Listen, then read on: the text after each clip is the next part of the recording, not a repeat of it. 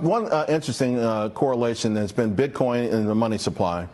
Yes. Is that integral? Like here we've got the chart. It's pretty easy. You don't have to be a chartist to see, okay, they kind of trade in tandem here. Well, one thing we know is that they're going to continue to debase, and liquidity has been at all-time highs, and that's largely because we're running these massive fiscal deficits. And guess what? They're going to continue. The projections made for the rest of the year is that we're going to be basically issuing about $18 trillion worth, or $18 billion worth of debt per day for the rest of the year, for the rest of 2025. So the thing you need is the one thing immune to currency debasement, immune to inflation, and that is Bitcoin. Welcome back to the channel. Aaron here from the Bitcoin Bros, and we're going to be getting into everything strategy, Bitcoin today. Stay tuned. A lot of interesting information in today's video. But as you can see right here, Michael Saylor says winter is not coming. So he's doubling down that he doesn't believe there will be a Bitcoin bear market. And we didn't get the dot today from strategy. So all that means is they hadn't bought in the past week, so they won't be announcing anything tomorrow on Monday. So we'll have to wait and see next week for strategy to announce some more BTC buys. So we probably won't be seeing any Bitcoin buys from strategy tomorrow. Okay, so I want to get into this post here because there's been a lot of this over on Twitter. People are very disappointed in the recent price action in strategy. And as you can see here, a lot of people are saying things like this. You can pause the video and read everything that this guy has said. And this is a very popular tweet over on Twitter. So what I want to say here, just in short, is if you don't believe in what strategy and MicroStrategy is doing, and you don't think that the MNAV will ever expand again, you may just want to sell strategy and buy Bitcoin. If you are a Bitcoin believer, but you don't think that strategy will be able to ever have any type of MNAV on the Bitcoin that they hold, you probably want to sell. But if you believe there will be an MNAV going forward, then you'll want to buy at these cheap MNAV levels. Strategy's MNAV has compressed quite a bit, and it is at historically low levels. But you also have to remember, in bear markets, we've seen Strategy's MNAV go below 1. So that is not out of the cards of what could possibly happen for strategy either. But if you look at the fundamentals of what they have over 600,000 BTC. And in our view, we believe Bitcoin is going to be going to $1 million over the next 5 to 10 years. And strategy has 600,000 already. So you know that's $600 billion right now compared to the market cap of 100 billion. That's a huge amount of gain. So there's a lot of potential possibility with just hype around that. So in my personal opinion and the Bitcoin Bros opinion, we believe that strategy is super undervalued right here, right now, with the MNAV of around 1.4, 1.5. And we can see here, this is something that somebody posted over on Twitter. MSTR is at oversold levels that have historically aligned with market bottoms. Since 2024, this signal has happened 3 times, followed by an average gain of 260%. That would push the price to around $1,300. So like I was saying, right now could be a historic buying opportunity to buy MSTR at pretty cheap levels. And you guys know MSTR is going to be volatile. If you are new to this channel, expect volatility if you're looking to invest in MSTR, but it has been volatile. It's been up and down this entire time, even in the Bitcoin bull market. But sometimes you really do need to just zoom out. If you check this out right here, if you look at what Bitcoin has done over the past year, we're up 85%, which is really good for BTC. That is a massive gain for Bitcoin there, up $52,000 in just the past year. But if you look at where strategy's at, it's up 180% in the past year, even with the most recent dip. So when you zoom out, you see that strategy is still up more than 2x what Bitcoin has done. So the short-term price volatility could just be noise. And if that MNAV is decreasing, it could just be a buy the dip opportunity. And in my personal opinion, I believe it is a buying opportunity. I believe that strategy will probably continue to outperform Bitcoin by around a 2x margin as Bitcoin continues on a bull market. And to talk a little bit more about strategy being undervalued right now, you can see benchmarking strategy versus top S&P companies. Their 2025 estimated net income is going to be around $24 billion, around number 13, but their market cap is 96 and their P to E multiple is 4.95. So you can see right now they could really be undervalued. And I think the market is still trying to figure out how to price Strategy. It is still very early. They've been doing this Bitcoin accumulation for around 4 to 5 years now. But I think as time goes on, people will see the value of what Strategy is doing and that Bitcoin is going much higher than where it is today. And that's where we'll see the MNAV come back, my personal opinion. But I do believe Strategy is super undervalued right now. But that's it for Strategy for now. I'm going to go ahead and get into some Bitcoin updates here. So the Bitcoin ETF flows, we saw on Friday, August 1st, of massive outflow at $812 million flowing out of the Bitcoin ETFs, one of the biggest days that we've seen in terms of an outflow for these ETFs.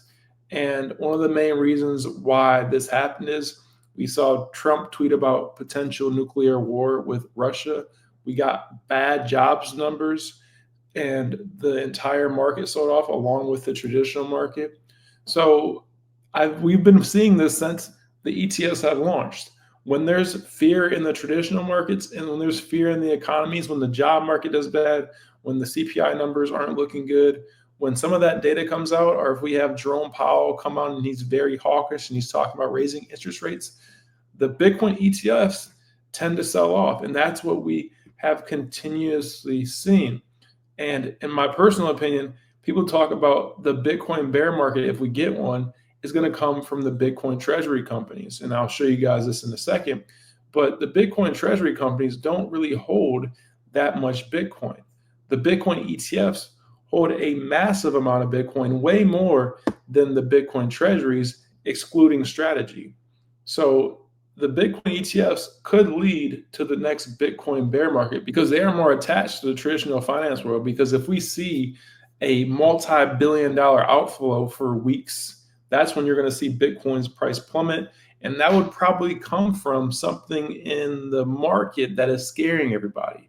So the ETF flows are definitely a potential sign of where Bitcoin is going for the short term. But also, when you zoom out from all this short-term noise, you see over the long run, over the past 2 years, these ETFs have continued to buy more and more BTC. So they're continuing to stack more, which over the long term, there's going to be dips, but it's going to continue to go up and to the right. So that is going to be good for Bitcoin's price over the long term. And the reason why I say the public Bitcoin treasury companies causing some type of massive bear market is we just saw a massive Bitcoin whale sell 80,000 Bitcoin, and it really didn't do too much to the price. So none of these companies even have 80,000 Bitcoin. Marathon's number 2 at 50,000. Right now we can see the total of all public companies is at 955,000 BTC. So they don't even have a million yet. And Strategy has 628,000 of those Bitcoin, which is more than half. It's probably around 60% of all the Bitcoin that the treasury companies have. So even if all the other treasury companies sold all their BTC, it definitely would hurt the price of Bitcoin, but it's really not that much Bitcoin. I think what the bigger risk would be is if Strategy for some reason had to sell half of their Bitcoin, but I don't see a reason why they would have to do that because they've been buying Bitcoin and they don't really have too much debt. So I don't see why Strategy would have to do that. So I don't think that some of these companies blowing up would really affect the Bitcoin price that much. And then from Adam back here, it looks like there's a Bitfinex whale who's been buying a massive amount of Bitcoin.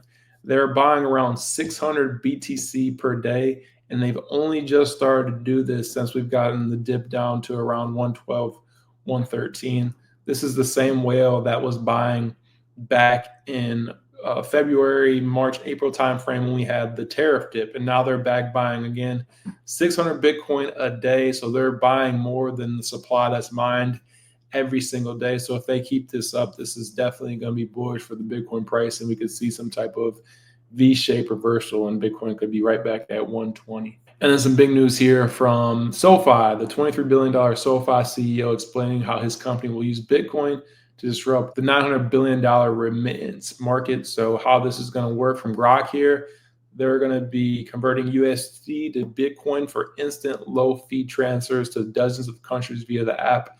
This targets the $900 billion market by slashing 5 to 7% of traditional fees and multi-day delays. So they're looking to launch this later this year, but this is a huge Bitcoin use case, and this is going to be really promising to see. So excited for SoFi to go ahead and launch that. And then here's a catalyst that could potentially be coming over the next year or so. And this is a lot of speculation on my end, but we have seen Elon Musk talking about what is the probability of quantum computing cracking SHA-256 over on X.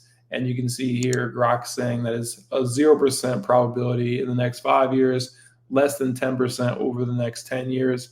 And it's not really going to hurt Bitcoin. Bitcoin's hashing remains secure for now.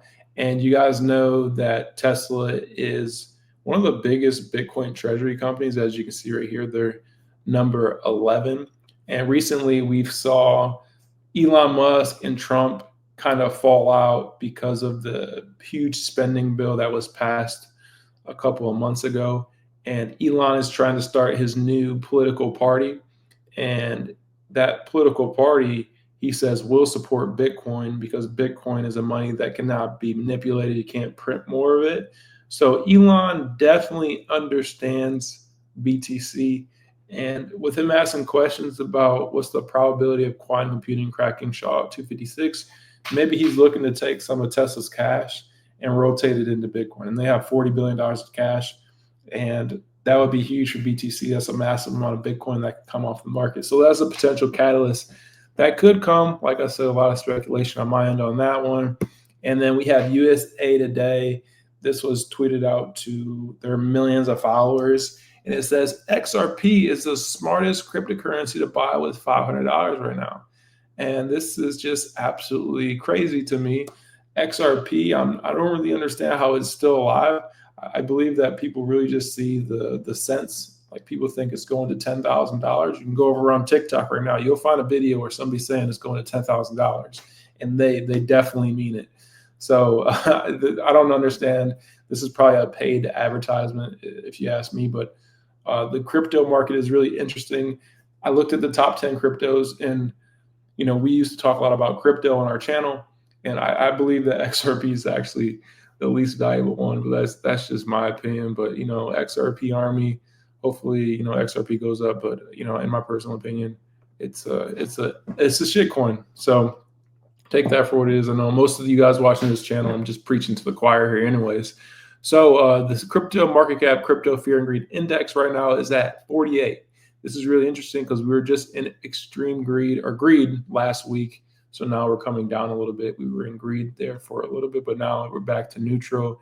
And then if we look at where we're at for the fear and greed index in the stock market, the previous close was actually in greed. A week ago we were in greed, but now we're back to neutral. So the prices keep coming down here because of all the fear in the market. We're definitely gonna get back into fear, which is just a buying opportunity.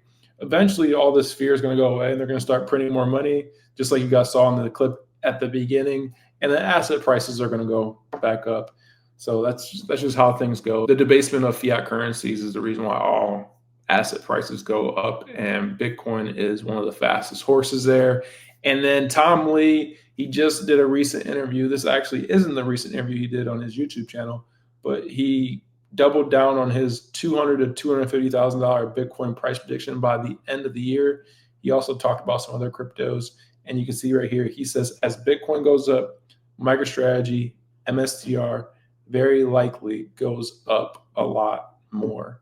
And it's interesting because he's doing the same thing with Ethereum. So I think he believes that his company will be able to do the same thing that MicroStrategy has done with Bitcoin.